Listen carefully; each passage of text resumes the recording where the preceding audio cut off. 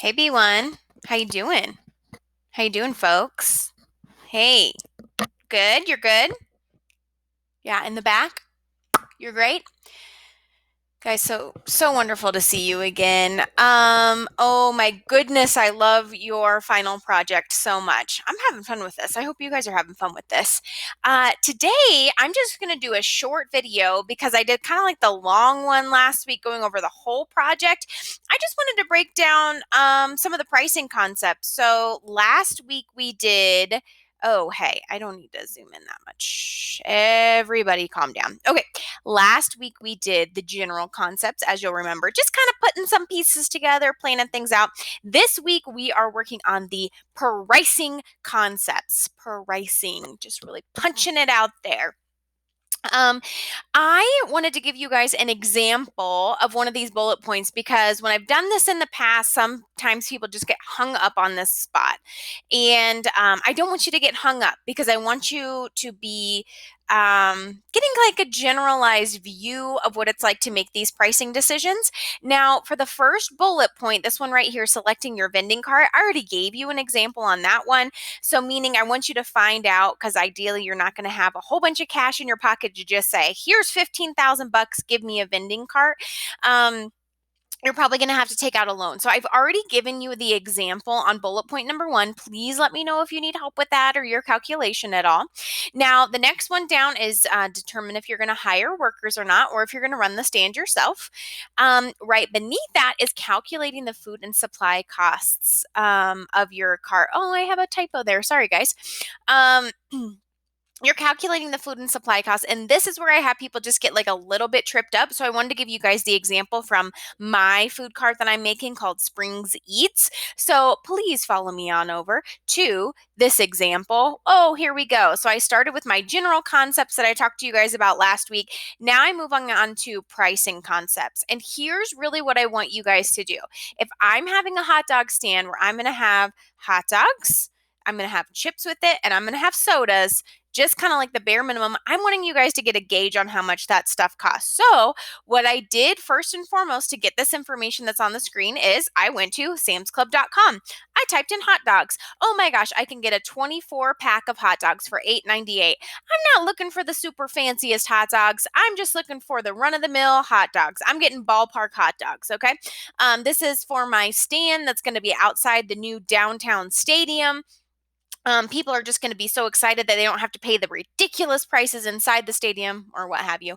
I'm just making up the scenario in my head. But so I'm going to get the kind of like the bare minimum. So the important information from this screen I got is 24 hot dogs come in a pack. It costs $8.98 for the whole pack. Then I'm going to look for hot dog buns. I'm going to make my choice on which buns I want. This one comes with 24 for $3.48. Boom, done. Same thing. I'm going to do the same thing for the soda. I decided to pick this pack right here. It's got the 3 flavor party pack. Who doesn't love Crush, Cherry, Pepsi, and Mug Root Beer? Probably several of you, but no matter. That's what I have right now. Next thing I searched for was ketchup and mustard packets because you know what, folks? People like ketchup and mustard. So I found this one right here for mustard. I'm going to buy those packs. And then down below, I found this French's ketchup. And again, I'm getting the most important information, which it's $17.98 for the pack, and it comes with 1,000 of them.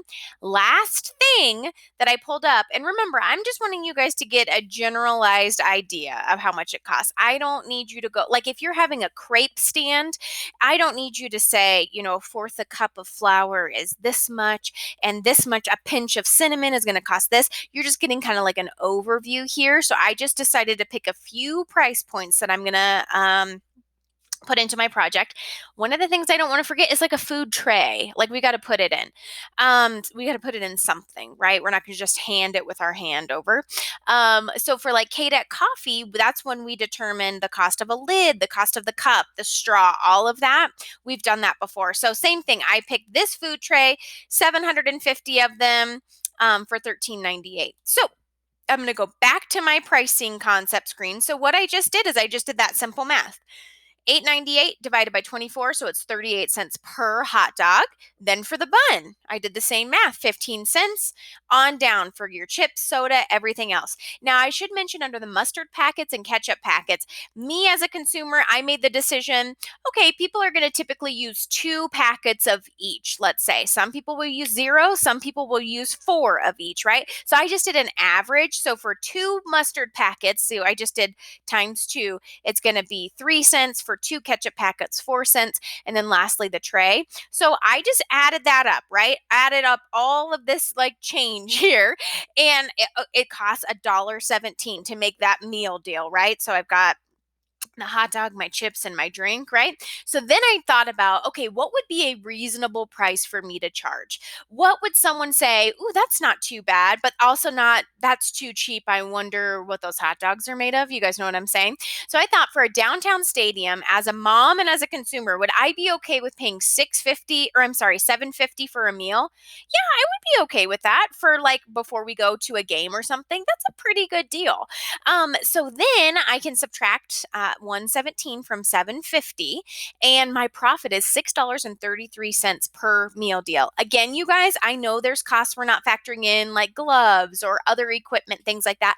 I do know that. I want you guys to just get a generalized overview of how much it's going to cost for your meals or for your product. So going on to my next page, I just said I'm open. Let's see. Let's go back to my list here. I'm open 7 days a week, and we're open 11 a.m. to 8 p.m. every day. That's 9 hours a day. So I just said if I am able to sell 50 meals a day, which I think is reasonable, during these like big games that are going to be happening at this downtown stadium, and I'm open for 30 days. So I sell 1,500 meal deals in a month.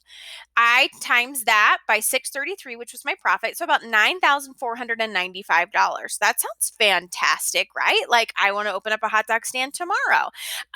Do I get to keep all that money? No, I do not get to keep all that money. Remember, we have bills to pay. So we already calculated how much it's going to cost for our vending cart. So for the example that I gave you guys, on your instructions, it's $725 a month right there. That's how much it's going to cost to just pay off my payment for my vending cart.